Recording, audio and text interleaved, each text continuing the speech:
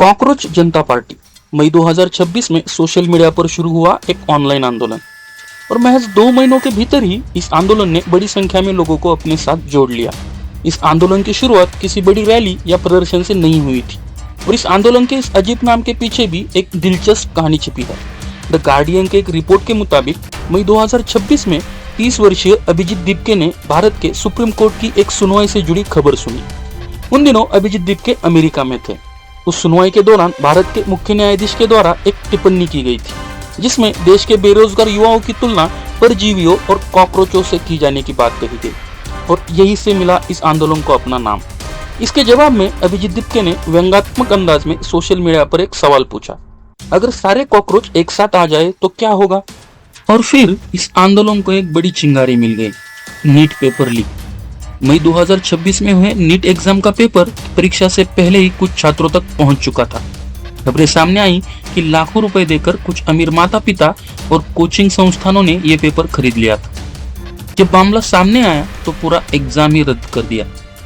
कुछ अमीर और पैसे वाले लोगों की लालच की सजा हर उस ईमानदार छात्र को मिली जिसका इस पूरे खेल से कोई लेना देना नहीं था और जिसने सिर्फ अपनी मेहनत और काबिलियत के दम पर डॉक्टर बनने का सपना देखा था।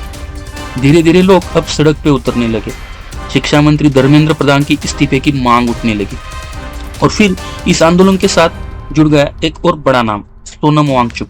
सोनम वांगचुक के जुड़ने से आंदोलन को नई ताकत मिली। इस आंदोलन का दायरा अब बढ़ रहा था। तभी बीते जून के महीने में एक और खबर आई जिसने पूरे देश में एक नई बहस छेड़ दी।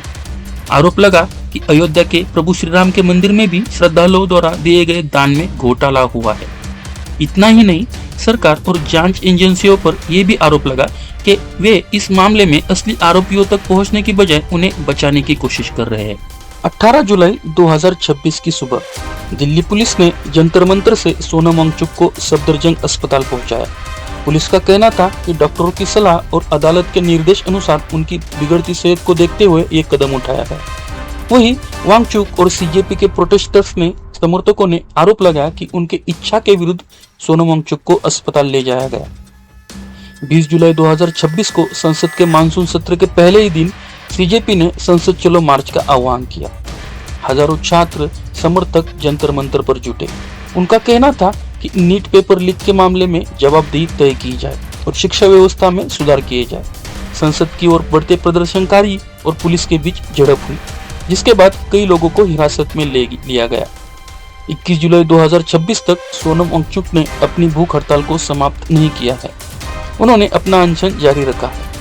दिल्ली हाईकोर्ट के आदेश के बाद उन्हें सफदरजंग अस्पताल से मेदांता अस्पताल ले जाया गया।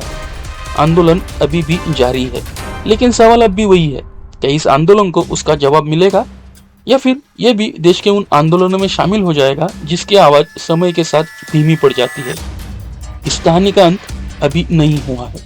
अगले एपिसोड में हम देखेंगे कि इस आंदोलन ने आगे कौन सा मोड़ लिया और इसके बाद क्या क्या घटनाएं सामने आई।